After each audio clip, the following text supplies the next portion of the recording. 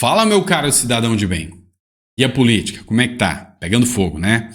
Lembra do caso do Tarcísio de Freitas, onde o PT e o PSOL entraram com uma ação contra o Tarcísio, pedindo a prisão do Tarcísio, o PT, e a sua inelegibilidade dele, do Ricardo Nunes? Pois é.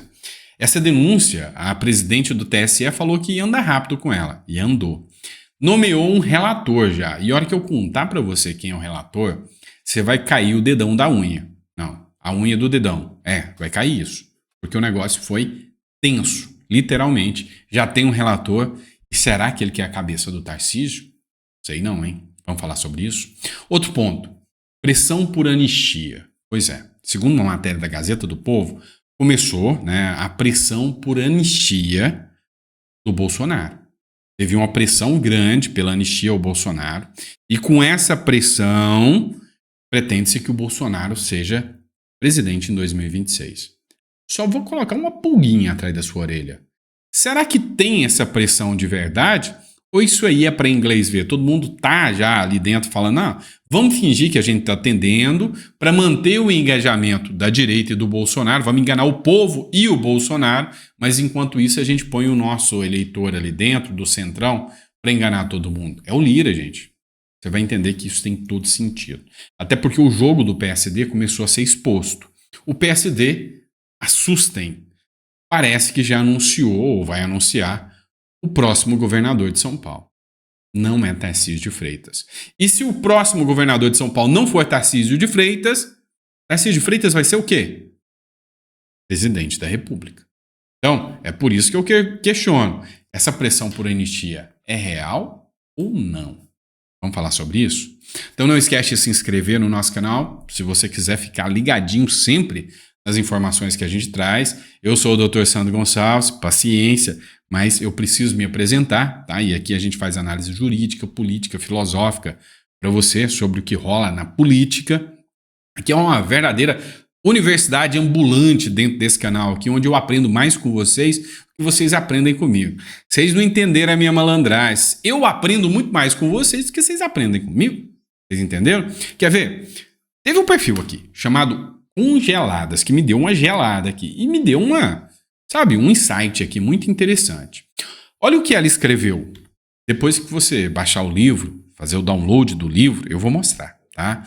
O livro Revolução contra o Sistema está disponível.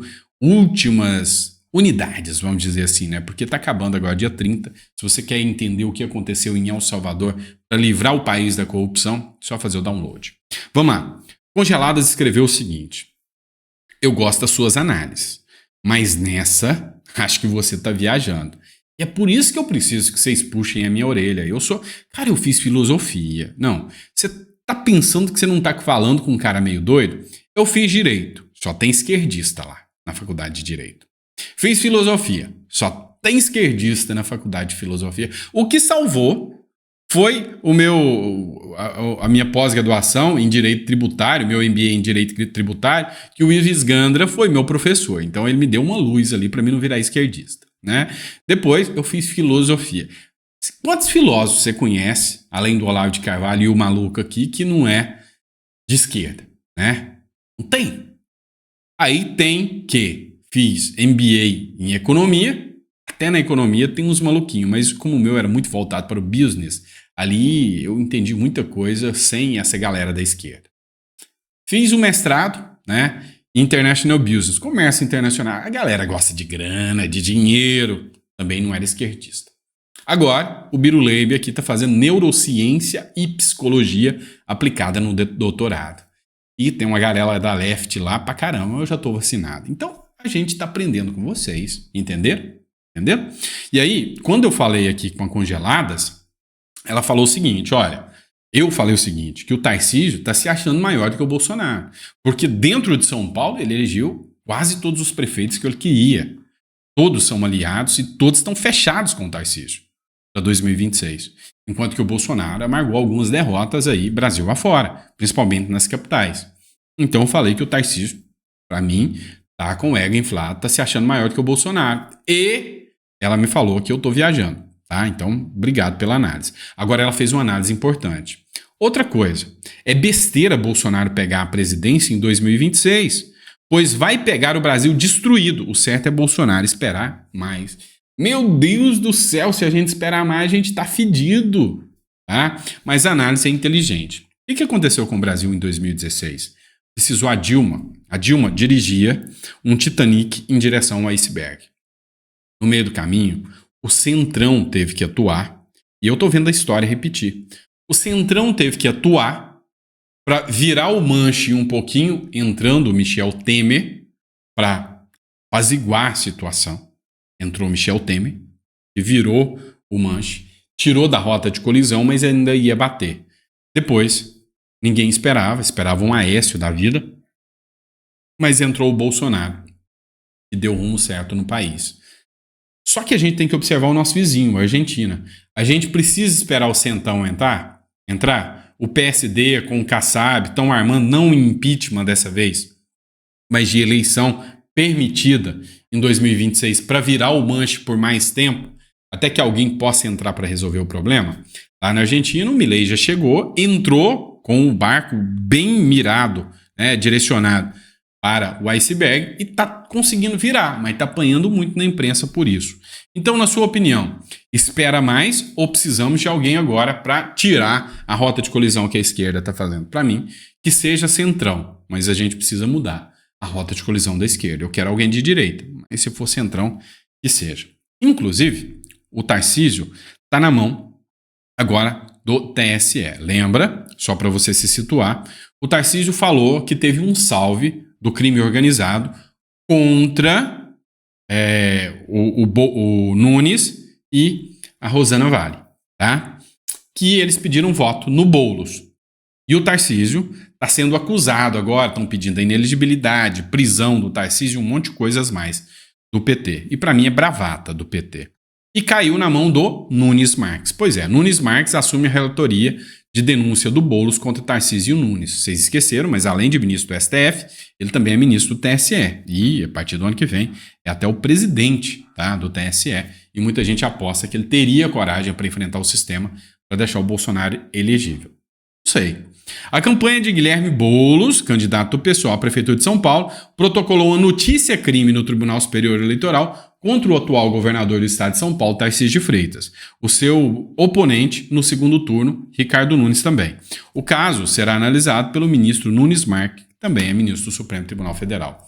A minha visão, o Nunes Marques não só não vai dar nada contra o Tarcísio, como não pode. O que o Boulos está fazendo é uma bravata. Lembra quando o PL entrou com uma ação no STF e levou uma chapa de uma litigância de má-fé? Pois é, na minha visão, o Boulos tinha que tomar agora também. Por quê? Porque o Tarcísio, ao falar do salve, e tem gente comparando com o caso do Marçal, né? Ah, é o laudo do Marçal. Não é não. O Tarcísio, ele divulgou algo que foi amplamente divulgado na imprensa antes dele falar. O Metrópolis divulgou, o Luiz Bassi, jornalista, divulgou. Então teve pessoas que divulgaram essa informação antes, tá? Foi informado antes, foi divulgado antes. E aí é que mora o perigo. Por quê? Porque se o Tarcísio divulgou o que está na imprensa, no máximo, uma injúria, nem calúnia, não é crime. O Boulos não cometeu crime nenhum. Se o Boulos não pediu e não foi conivente, ele não fez nada. Então o Tarcísio não imputou crime ao Boulos. Ele narrou algo que a imprensa notificou. Mas, vários, inclusive o Bruno Dantas, ele chegou a publicar, né, o bilhete, dizendo que esse bilhete é real. Tá bom? Então, acho pouco provável que vão derrubar o Tarcísio por causa de uma bravata dessa do PT e do PSOL. Segunda matéria que a gente vai tratar. Anistia ao Bolsonaro. Será? Acho que não, viu? E eu sei, você queria o cara do Aue que falava pra você, olha, o Bolsonaro vai ganhar, ele vai entrar com os militares, bater o pé na porta e arrancar o STF e dominar tudo. Era isso que você queria ouvir? Ah, não dá. Tá? Eu gosto de trabalhar com a verdade. Estão brigando pela anistia, mas eu estou começando a acreditar que essa anistia é bravata. Tá? Pressão por anistia para Bolsonaro cresce após as eleições municipais. A pressão pela votação de propostas que concedem anistia ao ex-presidente Jair Bolsonaro tem crescido após o primeiro turno das eleições municipais. Encabeçada pelo presidente do PL, Valdemar da Costa Neto, a busca por maneiras de fazer a pauta avançar no Congresso cresceu junto com os resultados obtidos pelo partido nas eleições municipais. Com um aumento no número de eleitores e com o avanço para o segundo turno em cidades importantes, o partido ganha força para 2026. Sim, o PL ganhou força. O PL queria que o Tarcísio viesse para o PL e fosse o candidato, né, do PL para 2026. Ou governo, se o Bolsonaro conseguisse anistia, ou não. O Tarcísio hoje já soltou a bomba. Eu não vou para o PL. Não vou. Não preciso do PL mais. Já me senti mais forte do que o PL e o Bolsonaro. Ah, eu sei. A Congeladas lá me criticou por isso. Mas, na minha visão, eu acho que o Tarcísio está se achando maior do que o PL e do que o Bolsonaro. E, proporcionalmente, acaba que foi, né? Porque um fez atuação só no estado, o outro teve que fazer atuação no Brasil inteiro, inclusive enfrentando o Nordeste, né? Cá entre nós, Nordeste, um reduto petista. Mas, o que a gente começa a avaliar disso aqui? Será que eles querem mesmo essa anistia? Agora eu acredito que o Costa Neto quer. Por que eu acredito que agora o Costa Neto quer essa anistia? Porque ele viu que o Tarcísio não vai dar moral para o PL. No máximo, o PL vai ser um aliado. Porque ele já falou, eu vou ficar aqui no Republicanos e para mim aqui tá ótimo. E eu já tô com um Kassab agora. Bomba para você. Aliados já citam Ricardo Nunes como sucessor de Tarcísio em 2026. Meu irmão. Estão com a bola toda, estão achando que o Ricardo Nunes é a última Coca-Cola da história e já estão lançando ele para 2026. A reeleição de Ricardo Nunes para a Prefeitura de São Paulo já faz aliados do prefeito citar o MDBista como sucessor natural do governador paulista, do Tarcísio de Freitas, em 2026. Pelo cálculo dos aliados de Nunes, ele poderia aproveitar que não pode se reeleger prefeito novamente para se lançar ao Palácio dos Bandeirantes em 2026, caso Tarcísio busque voos maiores. Quais são os voos maiores, meu pequeno gafanhoto? O voo maior é a presidência da República. Ponto. Então, há aqui essa articulação para chegar nesse nível. O Nunes para governador, talvez Kassab senador, Tarcísio presidente, e aí é o Bolsonaro que teria que apoiar o Tarcísio. O PL seria um aliado do Tarcísio em São Paulo que se tornaria muito forte. E tem a figura do Caiado também, né? Outro ponto. Ricardo Nunes estuda colocar vice nos transportes para moralizar os ônibus. Então, a articulação é que tanto o Tarcísio quanto o Nunes viram que o Brasil está mais à direita. Qual que é a aposta do Tarcísio e do Nunes? Focar agora, né, juntos, para dar uma guinada mais à direita. Se isso acontecer é bom, não é ruim não, tá? Colocar o vice, por exemplo, nos transportes, onde o PCC já tomou conta.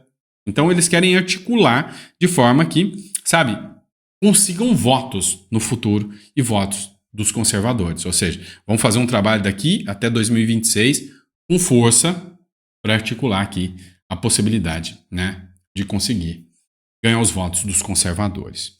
E aí vem quem ganhou. Eleições 2024, o PSD do Kassab, do Gilberto Kassab, saiu como o maior vencedor no segundo turno. Campeão de prefeitos eleitos no primeiro turno, o PSD de Gilberto Kassab foi o partido que mais conquistou prefeituras nesse domingo, no dia 27 de outubro, vencendo 9 das 10 disputas em que teve candidatos. Você tem noção da força do PSD? De 10 municípios que ele concorreu, venceu 9. Meu irmão. O PSD chegou com força total. Você quer entender o tamanho da força do PSD? Eu mostro para você. O PSD terá a maior população governada com 35 milhões de habitantes em 887 cidades. Você tem noção que o PSD hoje, de governados, porque o estado de São Paulo é o mais populoso, né, e tem os outros estados também que o PSD ganhou, como por exemplo Curitiba. Então o PSD hoje é o maior partido do Brasil a nível de governados. O PSD será o partido governando a maior população do país a partir de 1º de janeiro de 2025. A sigla venceu a disputa nos 2 turnos da eleição deste ano em 887 cidades, que soma uma população de 35.328.000 habitantes. Esse resultado é puxado pelo próprio desempenho em grandes metrópoles. O partido de Gilberto Kassab elegeu 15 prefeitos entre as 103 cidades com mais de 200 mil eleitores do Brasil. Isso só dos partidos, só dos prefeitos, né, do partido. E das alianças? Esqueceu que tem uma capital com 12 milhões de habitantes que contou com o apoio do Kassab para ganhar a eleição? Ou seja, o Nunes não pode ir contra o Kassab. Escuta o que eu estou te falando. O PSD, com a máquina que ele se tornou, vai eleger o maior número de deputados, senadores. Escuta o que eu estou te falando. Ainda vendendo a ideia de que são de direita. E fizeram isso agora. Então, hoje eu garanto para vocês, a próxima eleição, não pensem que a direita vai estar autônoma. A direita vai ser dependente do centrão. É o que eu percebi através dessas eleições, né? Então, uma das formas que nós, cidadão brasileiro, cidadãos brasileiros, podemos agir é não votando em quem é do centrão da esquerda. Se você tem uma outra opção, você vota em quem você realmente sabe que é de direita. Mas, Sandro, e se só tiver alguém do centrão e da esquerda? Você vai ter que ir pro centrão. Não tem jeito. São Paulo foi a prova viva disso. Tá duvidando do que eu tô falando? 3 dos 4 prefeitos do PL em capitais vêm de partidos de centro. No segundo turno, 4 prefeitos se elegeram. De, acho que 12 que o Bolsonaro disputou, o Bolsonaro atuou, né? Só 4 foram prefeitos apoiados por Bolsonaro. O restante foi tudo do Centrão e do PSD. Né? De 10, ele levou 9. Tá? E aí, o único que realmente é raiz mesmo, direita raiz, Abílio Brunini. Todos os demais vêm de partidos do Centrão até o ano passado. Mudaram, né, para o partido Bolsonaro agora. Mas eram todos Centrão, né? Vem de partidos de Centrão. E aí o Cláudio Dantas fez um artigo. Eu recomendo que vocês façam a leitura. O Centrão usa a direita como já fez com a esquerda. Vocês entenderam a linha do negócio? O Centrão está usando a direita como já fez com a esquerda. Mas o Centrão usou a esquerda, Sandro? Vem cá, meu irmão. Você acha que quem que manda no Brasil? Hoje, o vice do Lula é quem? Alckmin. Alckmin é o quê? Centrão. Quem era o vice da Dilma? Temer. Temer era o quê? Centrão. Quem foi o vice do Bolsonaro? Mourão. Mourão é direita raiz, meu irmão? Fala pra mim. Vem cá. O Mourão. Você fala. Mourão é direita. Centrão. Maçonaria. Comando, Illuminati, poder. Eu tô errado.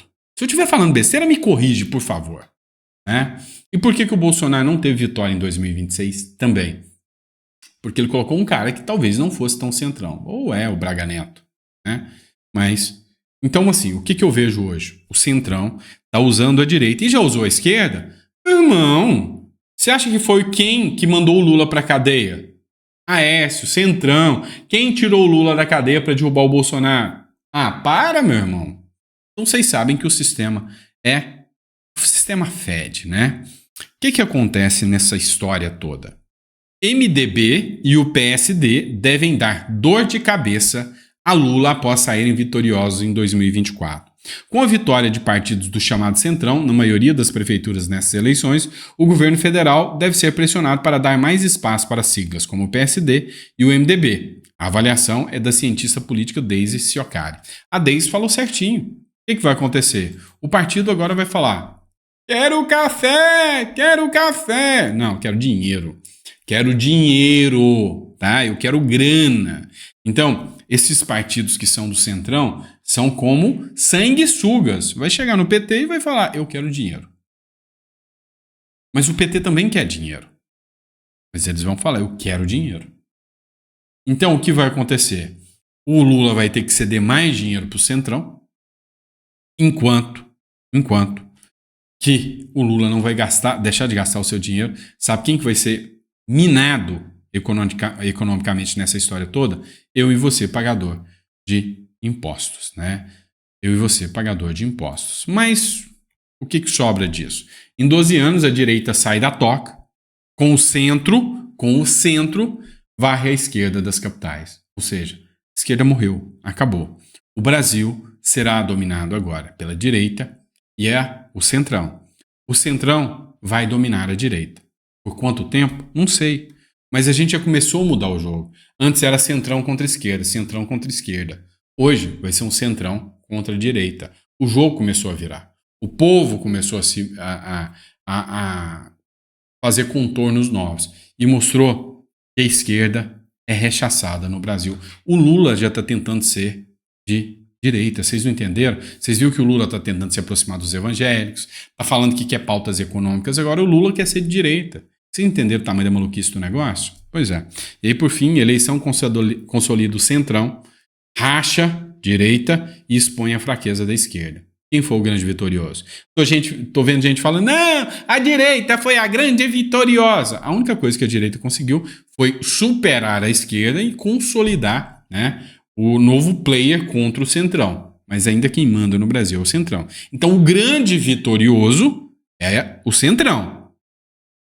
O vitorioso é a direita. Não o grande, mas o vitorioso é a direita. E o grande perdedor é a esquerda. Com Boulos, o centro-esquerda e a esquerda foram quem mais perdeu nessa história toda, não tenha dúvidas. Notícia boa? Para mim, sim. Para mim é uma boa notícia. E para você, o que você acha sobre isso? Coloca no comentário. Por fim, mas não menos importante, lembrando que o livro está aí na reta final, tá? Então faz o download do livro, se você quiser ainda ter acesso à obra. E eu te agradeço muito pela sua confiança, tá? Eu agradeço muito pela sua credibilidade em estar conosco aqui no nosso canal. Bom, grande abraço, fica com Deus e eu vejo você no próximo editorial.